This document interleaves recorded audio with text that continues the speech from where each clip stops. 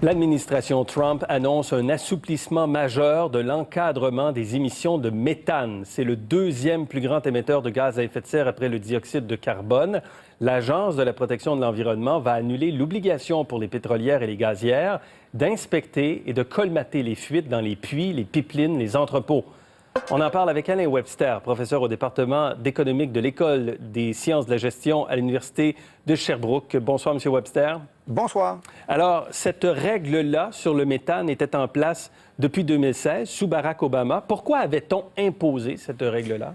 2016, on est à peine un an après l'accord de Paris. Donc, le Canada, les États-Unis cherchent les meilleures façons de mettre en œuvre ces stratégies de réduction des émissions de gaz à effet de serre. Et donc, en 2016, accord Canada-États-Unis, volonté simultanée de réduire les émissions de méthane de 45 % d'ici 2025, accord à laquelle s'est joint le Mexique quelques mois plus tard.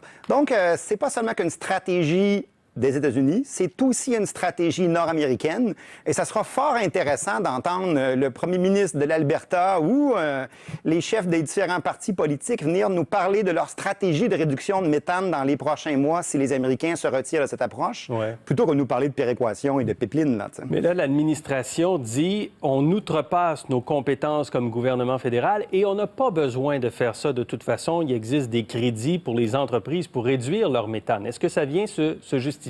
Mais ça, c'est effrayant comme approche. C'est de se dire, j'ai pas besoin d'intervenir dans ces stratégies de lutte au changement climatique sur l'un des cas les plus faciles. Le volet méthane, là, c'est à peu près 50 % dans le volet production pétrole et gaz. Et c'est essentiellement ce qu'on appelle des fuites fugitives. C'est dans la production et dans le transport de l'ensemble de ces combustibles qu'on perd ce méthane. Et l'idée, c'est simple, colmatons pour éviter ces fuites. Ça se fait très bien, la technologie existe, les coûts sont acceptables et à un coût qui sont raisonnables dans ces stratégies de lutte au changement climatique. Là, on a un modèle où on nous dit, j'ai pas besoin d'intervenir sur ce polluant en matière de GES. On entend aussi la même chose au Canada sur qu'est-ce qu'un polluant et qu'est-ce qu'un gaz à effet de serre. Alors, il va falloir être sérieux un jour pour se dire, est-ce qu'on veut effectivement réduire ces émissions de gaz à effet de serre? Et on voit très bien que l'administration Trump est conforme avec son approche qu'elle met en place depuis des années. Vaste déréglementation et aucun intérêt pour ces stratégies de lutte au changement climatique. C'est désolant. Et ce qu'on appelle toujours l'Agence de protection de l'environnement évalue à 123 milliards de dollars quand même le gain financier pour le secteur énergétique d'ici 2025 à ne plus contrôler, ne plus surveiller ces fuites de méthane.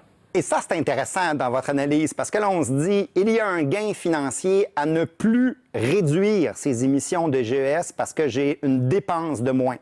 Mais en même temps, lorsqu'on fait ces stratégies réglementaires, on se demande combien coûte cette modification de comportement du producteur ou du consommateur, mais en même temps, on se demande quels sont les gains sociaux pour pouvoir y arriver.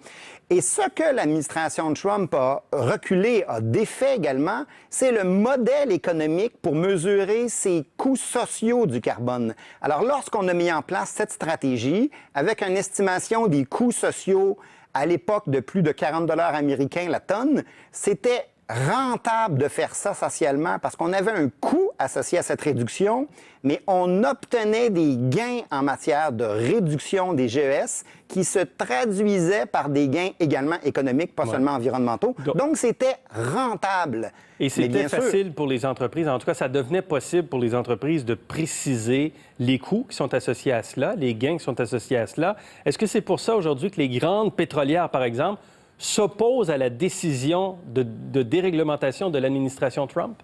Ça, c'est intéressant parce que c'est la deuxième fois qu'on voit ça aussi, un peu comme dans le volet automobile ou avec la Californie, on s'est dit « Oh non, c'est pas une bonne approche ». Donc, comment on gère ces grandes stratégies?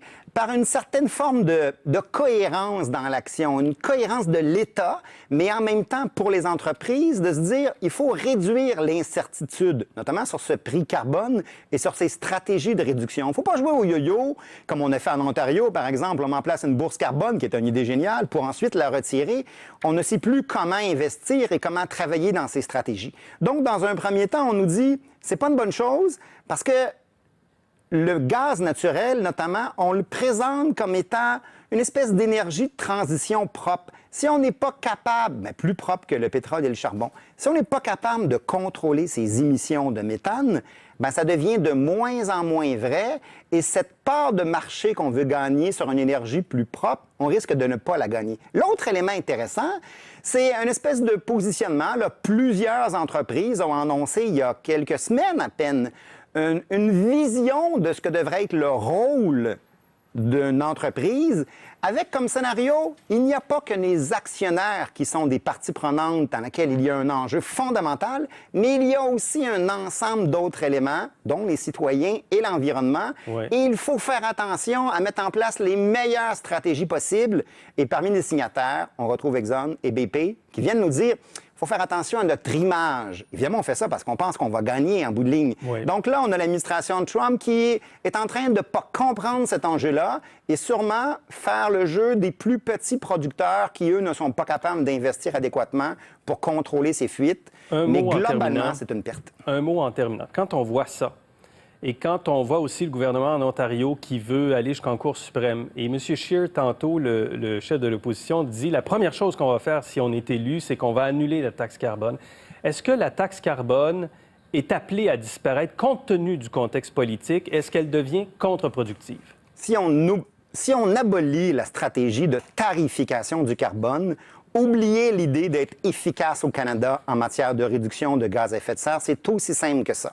Même le directeur parlementaire du budget, qui est un organisme neutre, nous dit la meilleure stratégie pour réduire les émissions de gaz à effet de serre en termes économiques, l'approche la plus efficiente, celle qui nous coûte le moins cher, Ouais. c'est de mettre un prix sur le carbone pour amener l'ensemble des acteurs économiques à faire ces choix-là Mais elle ne suscite avec une pas vision de long l'enthousiasme, hein? terme. Cette taxe-là, cette tarification-là ne suscite pas une adhésion complète. Il y a des gens qui sont d'accord, mais il y a des gens qui sont contre. Bien, parce que malheureusement, la vision qu'on a eue en termes de développement économique pendant 200 ans dans l'ensemble de l'Occident, c'était bonne nouvelle, on a accès à une énergie fossile à très faible coût et ça nous permet de faire des gains économiques extraordinaires. Malheureusement, ce n'est pas la fin du monde, c'est la question des changements climatiques, mais c'est la fin d'un monde, un monde où l'énergie fossile était facilement utilisable. Oui. Ça n'existera plus. Soit qu'on continue à faire ça et les conséquences climatiques sont catastrophiques, soit qu'on réussit d'ici 2050 à faire cette transition. Et pour faire ça, bien, il faut gérer le méthane adéquatement, il faut mettre un prix sur le carbone pour que l'ensemble des acteurs économiques se comportent économiquement rationnellement. Alain Webster, merci beaucoup. Ça fut un plaisir. Bonne soirée. Au revoir.